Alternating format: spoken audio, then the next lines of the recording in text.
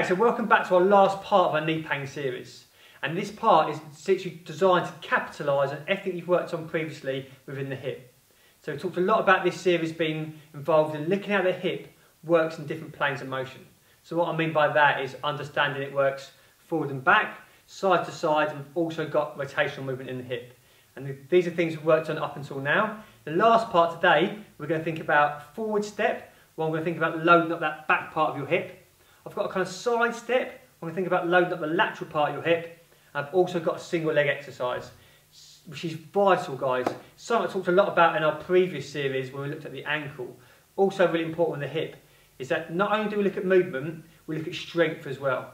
We do tend to see people with a bit of asymmetry where they're stronger on one side than another. This is really common. If we do have a chance to create more symmetry and more strength, you've got a lot better chance of rehabbing from any injury you've got right now, but more importantly, is preventing the chance of getting injury in the future.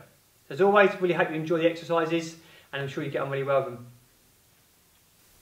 Okay, so first exercise of today's video series, we're going to think a lot about a forward step, and as we step forward, what I'm hoping to see is a forward reach, enabling my body to load up the posterior part of my hip. Also what I'm going to do, guys, is as I step forward, I'm starting to give my knee more tolerance at decelerating my weight going forwards, which is essentially what happens when we're running or we're walking. So what's going to happen, I'm going to step forward and start to reach out in front.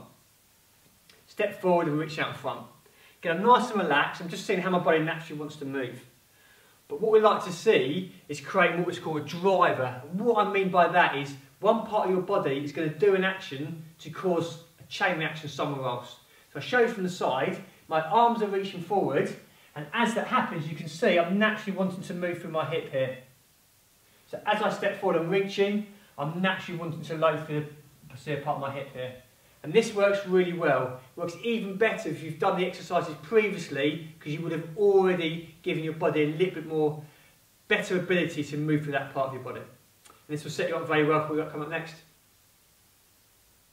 Okay, so second movement, I'm going to think about loading up that lateral part of your hip, so the side parts of your hip. Tend to be an area we see in the gym, gets a bit weak on a lot of people. They've almost lost the ability to sort of strengthen that part of their body. So I'm going to give you a nice sort of simple exercise today to hopefully start to create some more movement and some more strength in that part of your body. So what it looks like, guys, I'm going to use my right leg as the one I'm going to load, or specifically the lateral part of my right hip. My left leg is just going to step round, like a little curtsy, what we call curtsy step. And that should feel fine. And you can just see, hopefully on the camera there, as I'm stepping, I'm starting to load. Now something I talked about previously is creating a driver. So what's going to happen is my left hand is going to reach out to the opposite corner. And you can see by using this left hand as a driver, how it encourages me even more load in this right hip. Hopefully you can see that. And I can actually feel a bit of a stretch in there as well. Keep it nice and relaxed.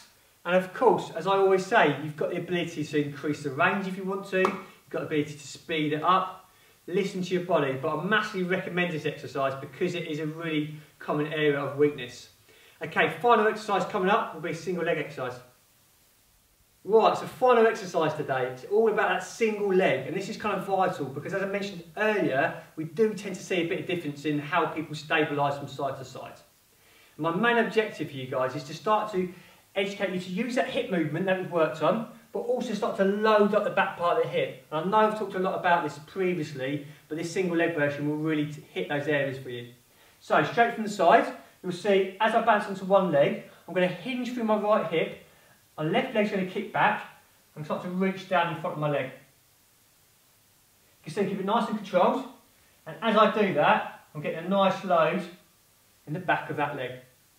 You've got some options. If you do feel that is a little bit challenging for you right now, what you can do, this back leg, I can just tap it down and use a bit of support, and then get that reach, and once you feel that's good, then you can start to raise up this back leg and give it a go. And at the early stages, I would keep it controlled, I would keep it nice and slow. As you get better, as I always say, you've got some options to progress it. You can increase some load by holding the weight, you can increase some speed. Literally, the options are endless. So I really hope you enjoyed these 3 exercises today. Hope you got a lot of value for them. And as I always say, give us some feedback and let us know how you're getting on.